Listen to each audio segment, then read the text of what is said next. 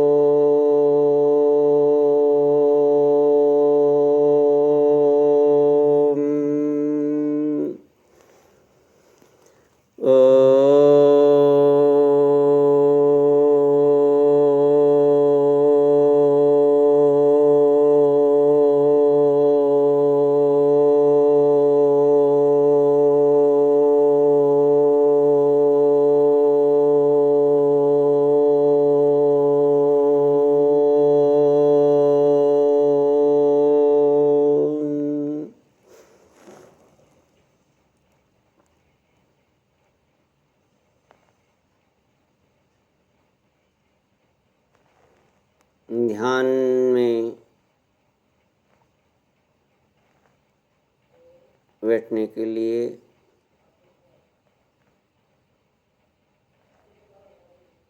शरीर को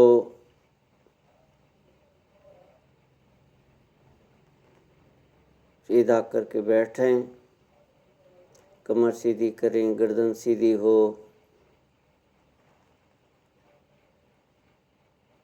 चित्त को शांत कर लें। वृत्तियों को अंतर्मुख करने के लिए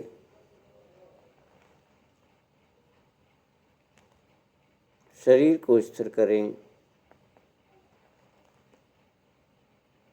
बाहरी वृत्तियों को अंतर्मुख करने के लिए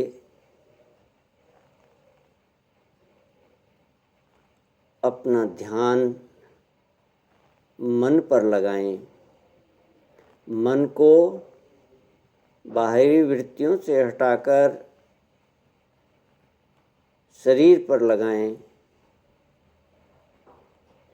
शरीर को देखें, सिर को देखें,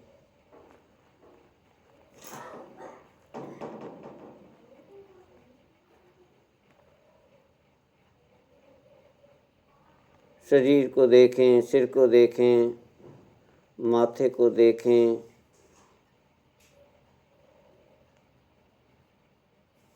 कानों को देखें, बंद आँखों को देखें, नासिका को देखें, होंठों को देखें, दांतों को देखें, जिह्वा को देखें। मन को पूरी तरह शरीर पर लगा दें, जिससे बाहरी वृत्तियाँ बाहरी विषयों से हटकर शरीर पर केंद्रित हो जाएं।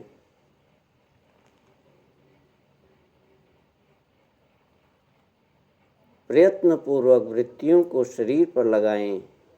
जिन जिन अंगों का नाम लिया जा रहा है उन पर मन को लगाएं।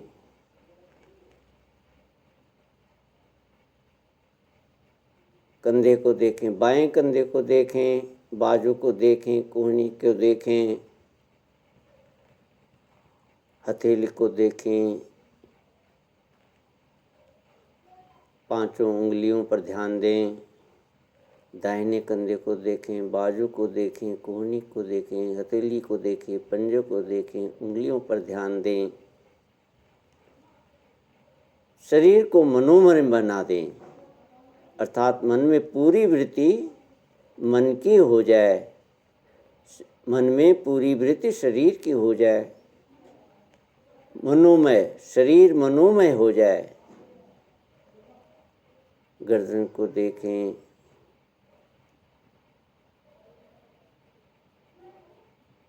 गर्दन से नीचे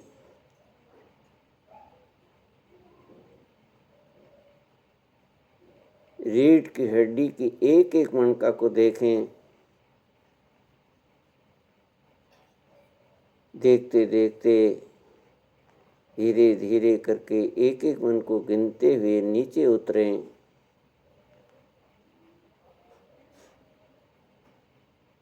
कमर तक आएं,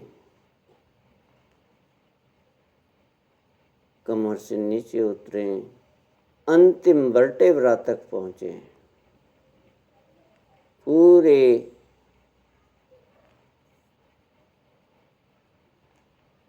मेरुदंड को देखें। ध्यान अंतर्मुख हो जाए, ध्यान शरीर पर लग जाए। कमर को देखें, छाती को देखें, पेट को देखें।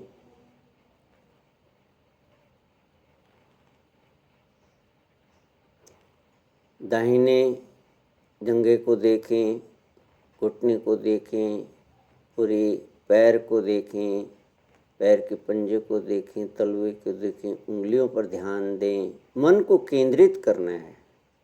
मन को अपने वश में करने के लिए मन को अपनी आज्ञा के अनुसार शरीर पर लगाना है, जिससे मन मनमाने ढंग से विचारों में न विचरता रहे। बाएं पैर को देखें, जंघा को देखें, घुटने को देखें, पूरे पैर को देखें, तलवे को देखें, पांचों उंगलियों का अनुभव करें। शरीर के तीनों भागों, सिर, धड़ और पैर, ये तीन भाग हैं। इन पर ध्यान करते हुए, मन को लगाते हुए मन को अंतर्मुख करना है। अब बाहर की सारी वृत्तियाँ विषयों से हटकर शरीर पर केंद्रित हो गई। अब बाहर का कोई विचार मन में नहीं है।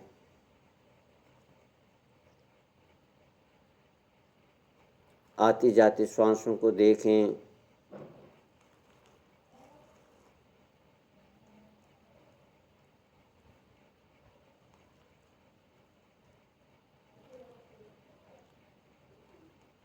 श्वास अंदर,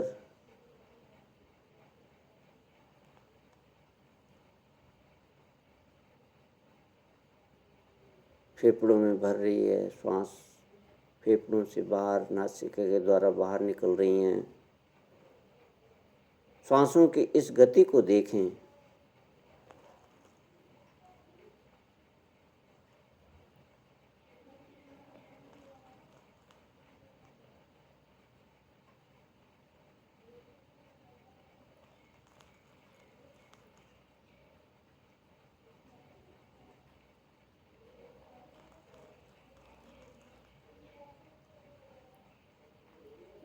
मन पूरा प्राणों पर आ जाए।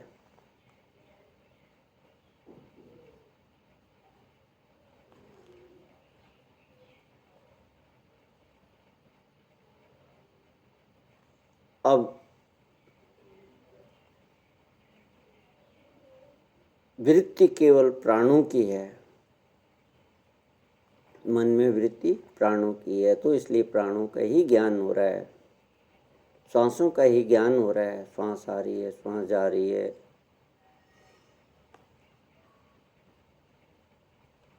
अब मन में उठने वाली वृत्तियों को देखें।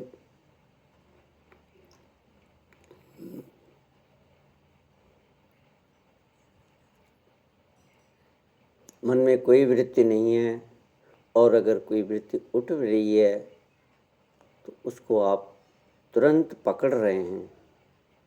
ये वृत्ति उठी, ये वृत्ति उठी। अभी तक वृत्तियाँ उठती जाती थीं, एक आती थी, दूसरी आती थी, और अनंत वृत्तियों की श्रृंखला में मन विचरता रहता था। अब मन एक भी वृत्ति अगर बाहर की आ रही थी, मन उसको पकड़ रहा है। मन आपके वश में हो गया है। मन अब अपनी मन मर्जी से अपने आप विषयों में नहीं विचर रहा है। आपकी आज्ञा से मन लग रहा है।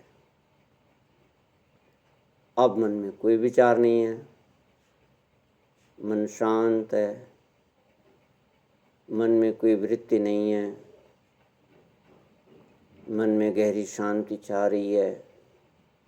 वृत्तियों का संचरण बंद हो गया है, केवल शरीर का भान हो रहा है, केवल शरीर का भान हो रहा है और कोई वृत्ति नहीं है। तो देखें, यह शरीर है और आप इस शरीर को जान रहे हैं। ये शरीर है, ये स्थूल है, ये बाहर बैठा है, इसका ज्ञान आपको हो रहा है। यह शरीर स्थूल है और आप अंतरंग में चेतन हैं, आप इस शरीर को जान रहे हैं। ये शरीर दृश्य है, आप दृष्टा हैं।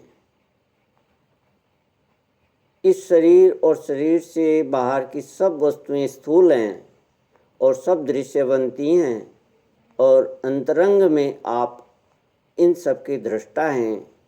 वस्तुएं बाहर हैं और ज्ञान आपको अंतरंग में हो रहा है, मन में हो रहा है, बुद्धि में हो रहा है। मन में वृत्तियां प्रकट होती हैं। आंखों ने दृश्य को देखा, आंखों ने दृश्य को देखा, नेत्रेंद्र ने विषयों का आकार, नाम, रूप मन को भेजा, मन में वृत्ति प्रकाशित हुई और बुद्धि में उसका ज्ञान हुआ। तो ये शरीर दृश्य है। बाहर की जितनी भी वस्तुएं हैं, व्यक्ति हैं, पशु हैं, पक्षी हैं, जितने भी स्थूल प्राणी हैं, सब बाहर हैं और ज्ञान अंतरंग में होता है। इस ज्ञान के अभाव में आप अंतरंग में अपने बुद्धि को न जानते हुए शरीर के साथ ही, बाहर विषयों के साथ ही तादात्म्य में करके ये सोचते हैं कि मैं ही देख रहा हूँ, मैं ही बोल रहा हूँ। लेकिन अंदर में जानने वाली बुद्धि है, जानने वाली बुद्धि है।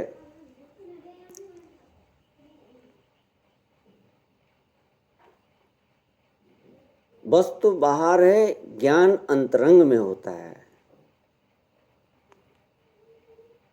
आप दृष्टा हैं, अंदर से दृष्टा हैं। जब ज्ञान होता है तो दृष्टा बनते हैं। जब ज्ञान नहीं होता तो आप शरीर के साथ तादात्म्य करके वस्तु का भोक्ता बनते हैं।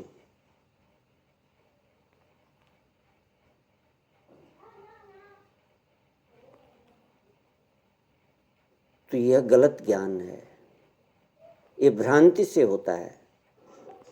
भ्रांति के कारण शरीर और मैं में कोई भेद नहीं होता।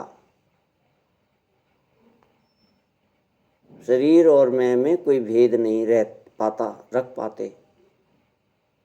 और मैं ही बोलता हूँ, मैं ही सुनता हूँ, मैं ही करता हूँ, मैं ही सुखी हूँ, मैं ही दुखी हूँ, मेरा अपमान है, मेरा अपमान है। इस तरह के शरीर के सारे आरोप, इंद्रियों के सारे आरोप हम अपने ऊपर करने लगते हैं।